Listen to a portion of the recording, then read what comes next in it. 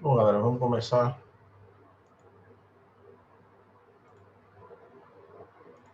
A gente já vai partir hoje para um novo conteúdo, né? Parte 2 do período, do estudo sobre período, né? Período composto.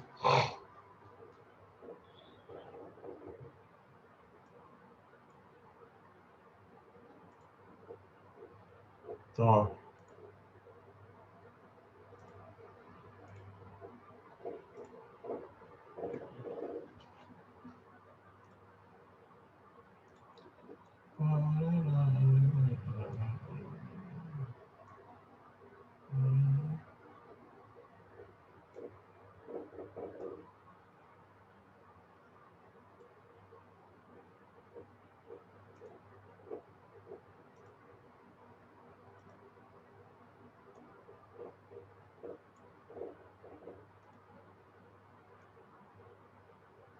bom, a gente vai tratar sobre período composto, tá certo? Mas eu vou começar utilizando esse material e depois eu retorno para o livro, tá bom? A gente vai retomar alguns conceitos rápidos, tá certo? E a gente vai, depois eu retomo as ideias lá do material, tá bom? Então vamos lá. Se liga bem aí, presta atenção. Período simples e composto. A diferença entre eles é que período é o conjunto de uma ou mais orações. Então, ó, se é o conjunto de uma ou mais orações, quando ele tiver uma oração, ele vai ser período simples. Quando ele tiver mais de uma oração, ele vai ser período composto, como a gente já viu, né? A gente tem estudado período simples até agora, tá certo? Tem um conjunto de uma ou mais orações que apresenta sentido geral autônomo em relação aos enunciados que o precedem ou o sucedem. Ou seja, é um conjunto de uma ou mais orações que tem sentido completo, é isso que ele quer dizer, tá certo? Que precisa ter sentido completo. A gente vai considerar período nesse sentido. E a gente sabe que esses períodos, eles se encerram quando se encerra a informação, tá? E para se encerrar a informação, a gente usa alguns símbolos, alguns sinais de pontuação, como um ponto final, como um ponto de interrogação, como um ponto de exclamação, reticências, tá certo? Estes símbolos encerram períodos, tá bom? Então, ó, por exemplo, aí nós temos corram, com só uma forma verbal, então nós temos um período simples, tá certo? E é bom que ele venha e me traga os livros. Então nós temos é bom uma oração. Opa. É bom uma oração, que ele venha amanhã uma segunda oração e traga os livros uma terceira oração. Então, uma, duas, três orações, portanto, período composto. Então, a quantidade de verbos determina a quantidade de orações que num período existe. Né? Se tem 10 verbos, 10 orações, se tem um verbo, uma oração. O simples e composto, como eu disse, depende da quantidade de verbos. Ó. Quando encerra apenas uma oração, então, ó, os dois exemplos aqui tem apenas uma oração ou uma forma verbal ou um conjunto que equivale, no caso da locução verbal, né, equivale a uma forma verbal, então justifica-se a oração a partir dali, tá? Então, 3 paixões governaram minha vida, período simples, tá certo? Vou trabalhar amanhã cedo, também período simples. Anseio aliviar o mal, mas não posso e sofro. Uma, duas, três. 3 orações, período composto, tá certo? Vi e venci. Uma, duas, 3 orações, também período composto, só justificando aí. Construindo conceitos, ó.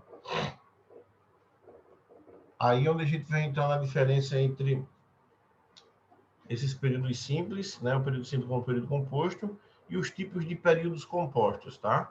Então, ó, construindo conceitos, tem lá, as orações caracterizam-se pelo sentido e pela forma. Sentido, podem apresentar sentido completo e incompleto.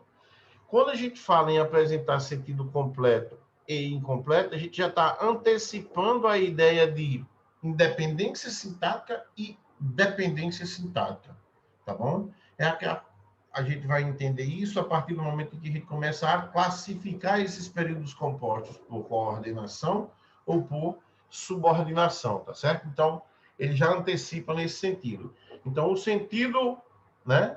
Quanto ao sentido, essas orações podem apresentar sentido completo ou sentido incompleto. Isso já demanda até 2 tipos de relações que vão existir entre essas orações. As que têm sentido completo, né? A relação vai ser de independência, e as que têm sentido incompleto, a relação vai ser de interdependência. A gente vai ver isso mais para frente, tá? Quanto à sua forma, possui normalmente sujeito e predicado, tá? É tanto que algumas dessas orações que têm sentido incompleto, elas buscam seu sujeito e seu predicado em outra oração, seus complementos em outra oração, tá certo? Então, quando isso acontecer, nós temos uma relação de dependência, né? De interdependência, que a gente vai chamar de subordinação mais para frente. As orações ainda podem ser dependentes, subordinadas, e aí a gente não vai tratar por dependentes, a gente vai tratar por interdependentes, tá? Interdependentes, porque se a gente coloca como dependentes, todas as orações... Não. Se a gente coloca tudo no mesmo barco como dependentes, a gente vai dizer que uma depende da outra e a outra depende da uma, e não é bem assim que funciona, tá certo? A gente vai chamar de dependente a oração subordinada, né? Que aí está correto, tá bom? Então, dependentes ou subordinadas quando exercem função sintática de outra oração a que se liga. Então, deixa eu apagar só isso aqui, para não ficar, não gerar dúvida depois. Eu coloco lá na frente, tá? Então, quando eles exercem função sintática de outra oração a que se liga. Então, ela é dependente e está exercendo uma função sintática sobre outra. As independentes ou coordenadas, quando não exercem função sintática de outra oração a que se liga. Apenas elas circunstanciam a outra oração, tá certo? Elas atribuem uma ideia, uma circunstância sobre a outra oração, que pode ser de adição, né? De adversidade ou oposição, de alternância, de conclusão ou de explicação, tá certo? Então, as orações dependentes ou subordinadas, como é que funciona isso, ó? Antes de chegarmos a elas, deixa eu ver se eu tenho espaço em branco. Não, aqui.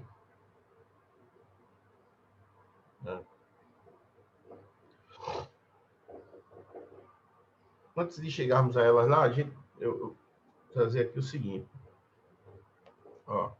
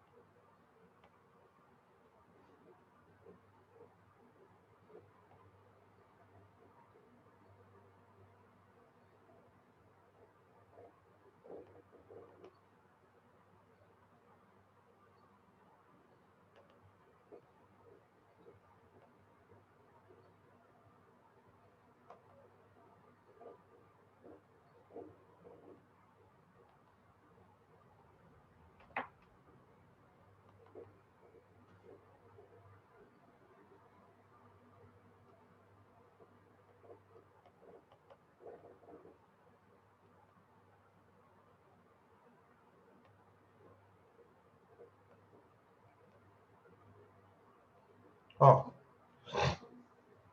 preste atenção aqui, ó. Levar em consideração primeiro essa situação aqui. Nós temos aqui o seguinte, ó. Observa bem. O garoto foi ao cinema, ele assistiu ao novo filme do Superman. Então, observa que nós temos um ponto final aqui, que encerra um período, tá certo? E inicia-se um novo período a partir de então. Então, nós temos aqui o seguinte. O sujeito da oração do primeiro período aqui, por exemplo, é o garoto. O garoto foi ao cinema. Quem é que assistiu ao novo filme do Superman? Também o garoto. Só que agora, ó, nós temos um pronome que substitui, ou seja, que retoma o termo garoto. Tá aqui, ó. Então, trata-se de informação repetida, tá certo? As duas ações foi uma ir ao cinema, a outra assistir, que foram praticadas pelo mesmo garoto.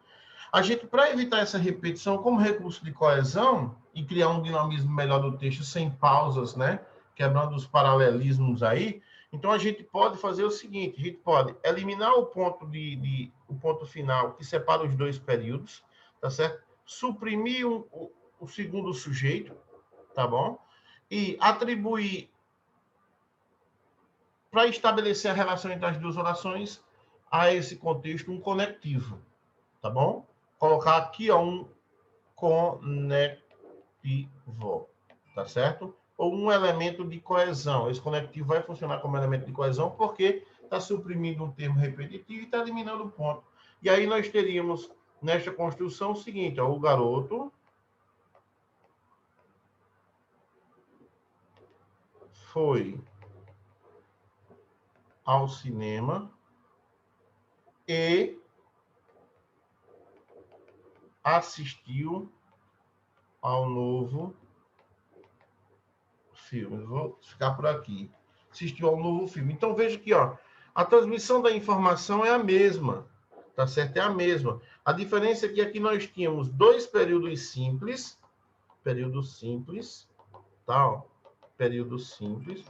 E agora a gente transformou os dois simples num período composto, tá certo? Para isso, a gente precisou desse recurso aqui, ó, tá bom? Eliminamos o ponto final, eliminamos o segundo sujeito, porque foi o mesmo sujeito da oração anterior, e apenas, como as duas ações, a segunda soma-se à primeira, tá? Então, apenas a gente atribuiu um elemento que traduz essa ideia de soma, traduz essa ideia de adição, tá certo? Então, a gente só fez isso. Semanticamente, a gente atribuiu essa ideia de adição e criou uma coesão mais significativa nesse contexto, que propicia um dinamismo melhor ao texto.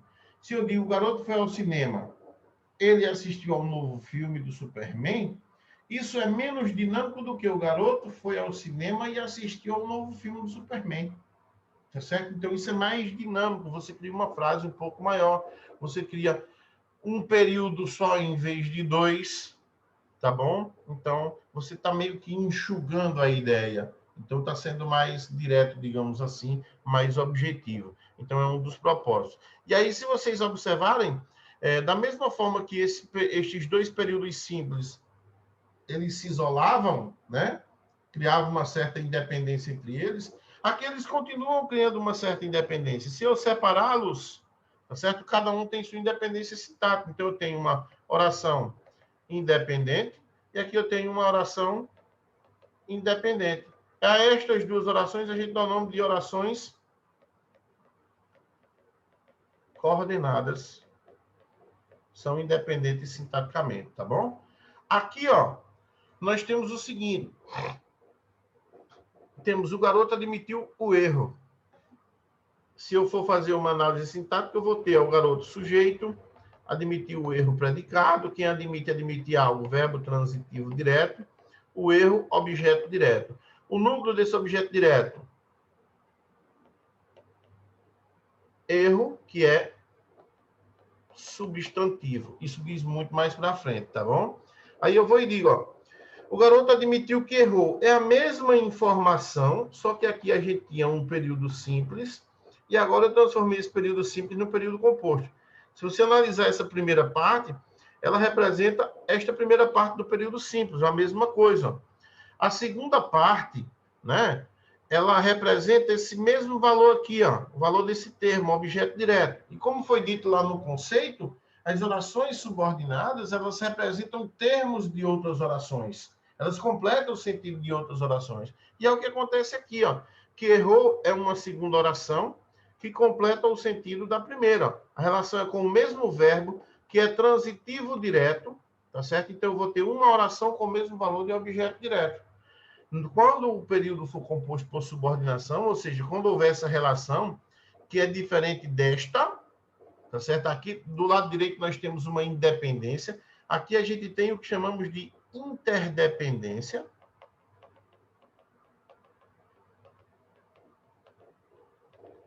Tá certo? Interdependência, aquele termo que eu usei lá, ó, a relação entre as duas orações. Ou seja, a primeira, que é a oração principal, não depende da segunda, mas a segunda, que é a oração subordinada, depende da primeira. Então, a primeira não depende da segunda, mas a segunda depende da primeira. Então, temos aí o que chamamos de interdependência. A essa relação, a gente dá o nome também de relação de subordinação, tá? Relação de subordinação, que a gente estuda em regência verbal, tá certo?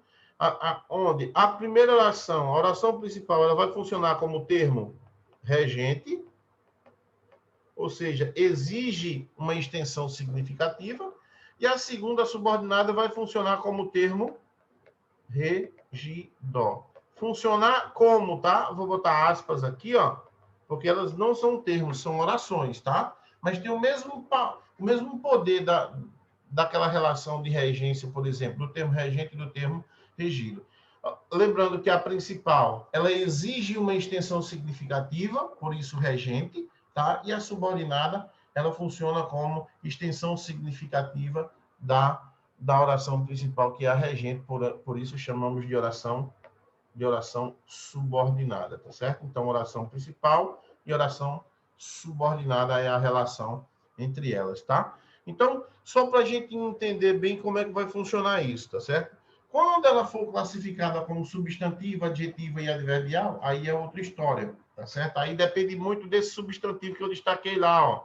Tá vendo? Ó, erro não é substantivo, então é oriunda de lá, e aí a gente vai fazer os comentários em seguida, tá bom? Então, ó, vamos voltando aqui, ó.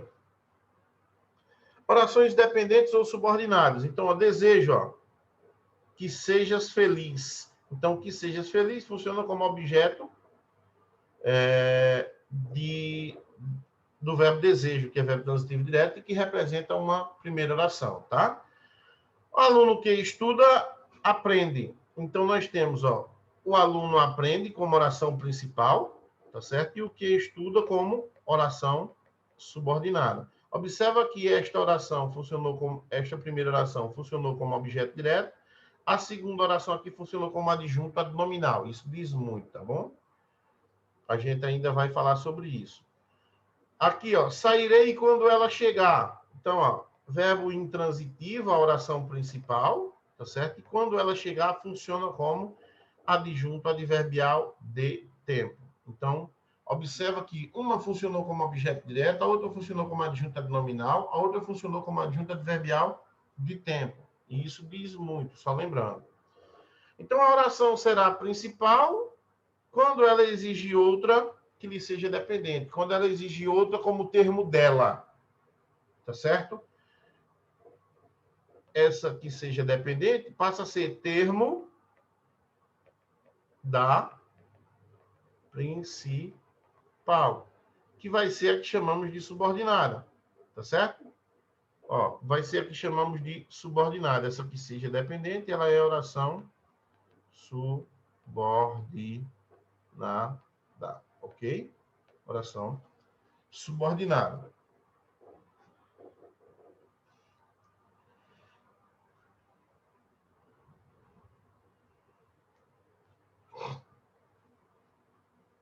Olha, preste bastante atenção aqui agora. Observe esse exemplo aqui. Como é que surge uma oração subordinada substantiva, adjetiva e adverbial? Como é que surge? Vê bem. É necessário o seu casamento e é necessário que você se case. Vê que é a mesma informação das duas situações, tá? Se eu for analisar a frase aqui, nós temos seu casamento como sujeito, como já foi dito aqui, ó, e é necessário como predicado nominal. Isso a gente já sabe, tá? Então, observa que o é necessário continuou. Tá certo? E o seu casamento foi transformado em que você se case. Então, eu tenho agora uma forma verbal, Portanto, justifica o fato de chamarmos agora de oração esse termo. Era termo, passou a ser oração, tá bom? Então, ó, vai ser chamado de oração por quê? Porque tem verbo. Vai ser chamada de subordinada porque é termo. Ele é termo da principal. Logo, esta vai ser a oração principal, tá certo? E ela passa a ser chamada de substantivo porque representa o substantivo núcleo do sujeito, termo ao qual dá origem essa oração, tá certo? Ó, de onde é que essa oração vem? Vem daqui, ó, de seu casamento. Qual é o núcleo desse sujeito? Ó, casamento. A que classe gramatical pertence? Substantivo. Por isso que esta oração, que tem o mesmo valor desse termo sujeito, passa a ser chamada de substantivo. E aí eu digo a vocês o seguinte: todo termo cujo núcleo é um substantivo, tá certo? Dá origem a orações subordinadas substantivas. Então, o sujeito é um sintagma nominal, portanto, tem uma oração com o valor do sujeito, o objeto direto, o objeto indireto, o complemento nominal, o predicativo, o apóstrofo e até o agente da passiva, que normalmente a gente não estuda, mas existe uma oração subordinada substantiva, agente da passiva. Então, a oração substantiva surge daí, tá certo? A oração substantiva surge daí. Para a gente classificar assim, para a gente falar delas assim, ó, tá certo? Independente. Então, substantiva, ok, tá? Como é que surgiu uma adjetiva? Ó, vamos aqui, ó. Preste atenção. O aluno comportado é elogiado. Então, observa que eu tenho. O aluno é elogiado. Observa que aqui já há uma diferença quanto à oração. A oração principal aqui, ó. Oração principal, ou nesse caso é período simples, não é oração principal ainda, mas veja que esse termo ele já tem sentido completo. Sem a presença do comportado, nós temos sentido completo. O aluno é elogiado, tá? Logo, comportado representa, na verdade, um adjunto adnominal de aluno. Assim como esse O também representa um adjunto adnominal. Ele está destacado aí porque a oração subordinada vai surgir a partir dele. Então, observa que ele trata-se de um adjetivo, tá certo? Um adjetivo que caracteriza o substantivo aluno, tá bom? Então, nós temos, ó, transformando esse período simples num período composto, a gente tem, ó, o aluno é elogiado, oração principal, certo? Ó, oração principal, que se comporta. O aluno que se comporta, ele é um aluno o quê? Um aluno comportado. Então, veja que a origem é, ó, no adjetivo comportado, que funciona como adjunto adnominal. Então, sendo assim, ó, observa que se comporta é uma característica do aluno. Então, se a gente analisar sintaticamente o primeiro, a gente vai ter o sujeito aqui, ó. Olha o que é o sujeito aqui, ó. O aluno comportado, tá bom? Então, observa aqui, ó. Esta oração que se comporta, ela está dentro desse universo do sujeito, dentro desse sintagma nominal. Então, sendo assim, ela funciona como adjunto adnominal de aluno. Então, ela caracteriza aluno, que é substantivo, por isso o valor de adjetivo. Então, sendo assim, vai ser chamada de oração, mais uma vez, por ter verbo, tá? Ela é subordinada porque é termo, ou seja, ela é adjunto adnominal da principal, tá? E ela é adjetivo porque esse adjunto adnominal, o adjunto adnominal qual ela representa, é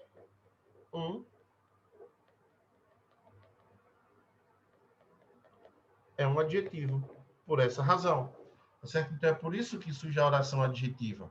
tá certo? Ela é adjunta do nominal, portanto, a gente pode até jogar lá fora, que vai ter sentido completo. Ó, o aluno é elogiado. Diferentemente daqui, ó. Aqui, se eu disser é necessário, vai pedir uma certa complementação. O que é necessário?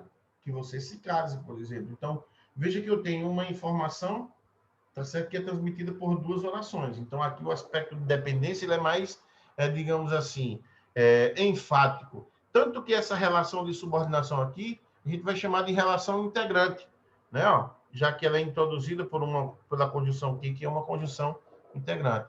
Nas orações subordinadas substantivas, a relação de subordinação é chamada de relação integrante. Por quê? Porque a segunda oração, ela integra o sentido da primeira para formar um todo significativo. Aqui, ó, quando a oração for subordinada adjetiva e adverbial, tá certo? A relação de subordinação que vai existir entre elas passa a ser chamada de relação acessória. Por que relação acessória? Porque a gente pode dispensar a oração subordinada, que a principal ela vai manter o seu sentido básico.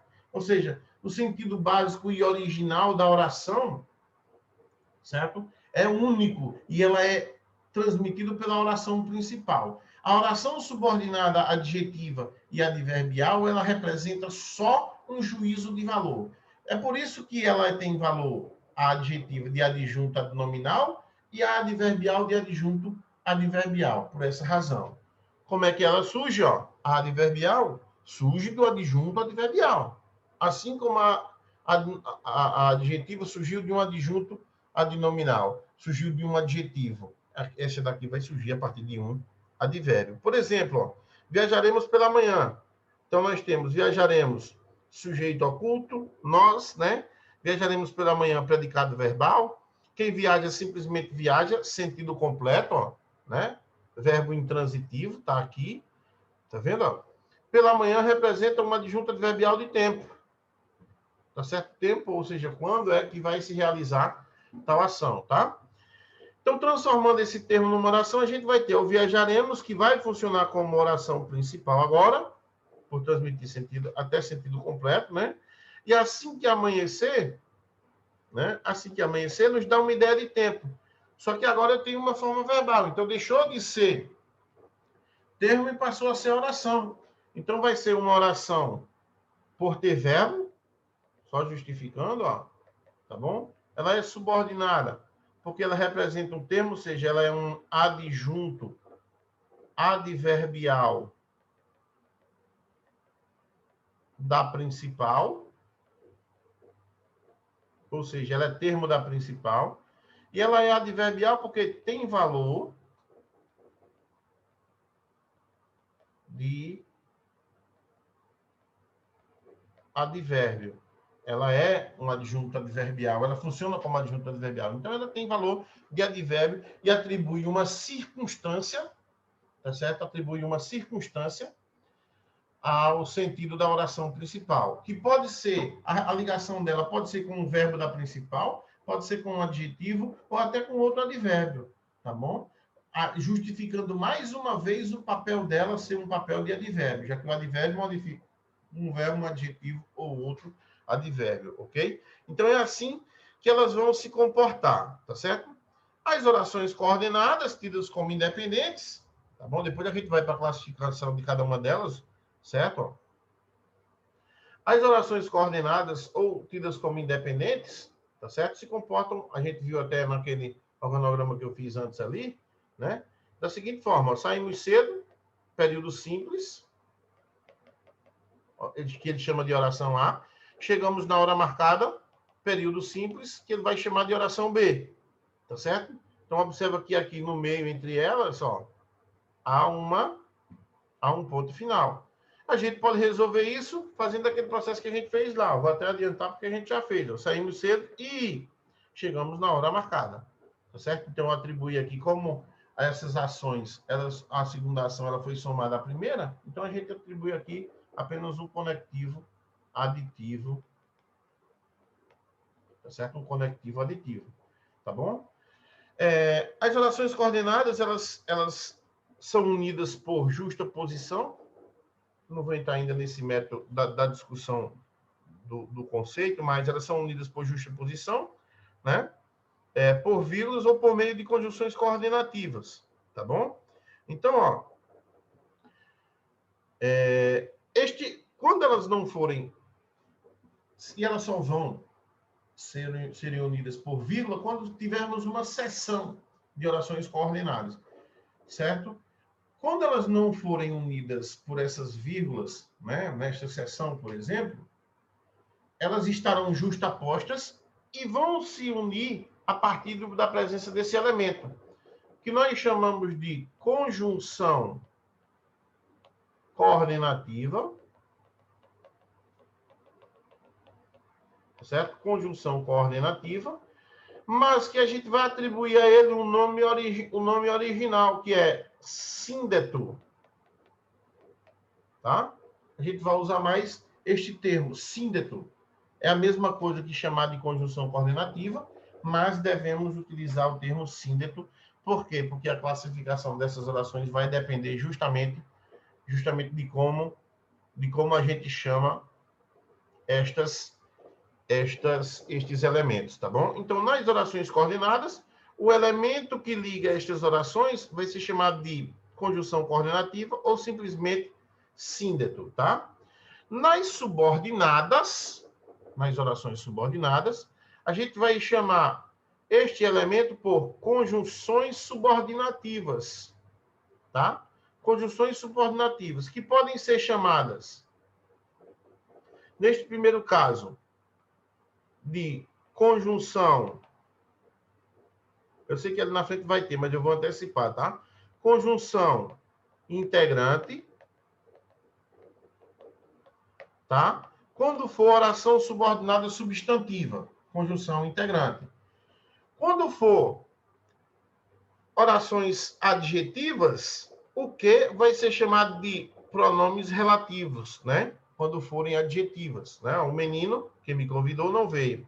O menino não veio, oração principal. Que me convidou, oração adjetiva restritiva, a gente vai ver isso. Então, nesse caso, pronome relativo quando for oração adjetiva. Quando for oração subordinada, aqui já é reduzida, calma aí. Quando for subordinada adverbial, deixa eu voltar aqui antes, viu, gente? Quando for subordinada adverbial, ó, nós temos o assim que, tá? Nós temos o assim que, tá bom? Que vai funcionar como, ó, conjunção subordinativa adverbial ou simplesmente conjunção temporal, tá? A gente pode chamar conjunção subordinativa adverbial temporal ou simplesmente conjunção temporal, porque se for conjunção temporal, a gente já vem à nossa mente que está introduzindo uma oração de valor temporal, tá? Como é um conjunto assim, mais que, aí a gente vai atribuir não a esse termo, não a terminologia conjunção, mas a gente atribui locução conjuntiva subordinativa adverbial, tá certo? Então, é assim que ela vai se processar, ok? Então, galera, eu volto aqui para o livro de vocês, tá certo? Para mostrar para vocês o seguinte, e por que razão eu usei aquele material lá? Porque, ó, no livro de vocês, tudo aquilo está aqui, ó, de maneira extremamente reduzida, resumida, tá certo? Não chega nem até aqui, ó. Tá bom? De maneira resumida. Então, é isso que a gente tem inicialmente, tá certo? Tem a conceituação do que seja período composto, né? A diferença entre período composto por coordenação e por subordinação, que diz respeito ao tipo de relação que vai ser estabelecida entre as orações. Se a relação é de independência, as orações elas são coordenadas. Se a relação é de interdependência, ou seja, uma funcionando como termo da outra, então nós temos uma relação de subordinação. Então as orações que ali estão, né, vão ser chamadas de principal e de subordinada, tá certo? Semana que vem, a gente vai começar falando das orações coordenadas, tá certo? E aí a gente vai ver por que elas são sindéticas e por que elas são assindéticas, tá certo? Então, eu encerro por aqui, tá bom? Deixa eu colocar aqui, fim, dia 5/10, tá certo? Então, quando for no próximo encontro, a gente vai partir para essas classificações. Aí eu vou usar o livro, que ele é mais objetivo, tá bom? Para a gente terminar logo, porque o nosso conteúdo é bem extenso, tá certo? Então, demorou um pouco mais hoje, justamente para a gente ver a diferença entre período simples e composto, período composto por coordenação e período composto por subordinação. Eu sugiro até que vocês deem uma olhada nos QR Codes aqui, ó, tá bom? Que tem muito disso que eu falei aqui para vocês, tá certo?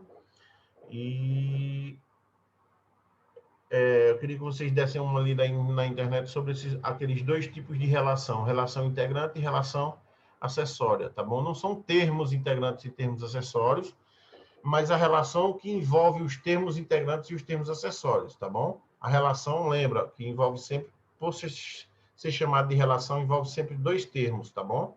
Quando a gente está falando de relação integrante e relação acessória, a gente está falando deste termo, deste termo. Se for só do termo integrante e do termo acessório, a gente está falando só do termo aqui, ó. Não está falando do outro que exige aquele, tá? Então, por favor, deem uma lida sobre isso, que a gente vai precisar para a próxima aula, tá bom? Como a gente só tem 1 minuto, é isso, eu finalizo por aqui. Abraço para todos, fiquem com Deus aí, se cuidem, tá bom? Qualquer dúvida que tiver, me procura aí no privado ou no grupo, me marcando para receber a notificação, tá certo, galera? Falou, abraço para todos e até nosso próximo encontro, tá certo? Tchau, tchau.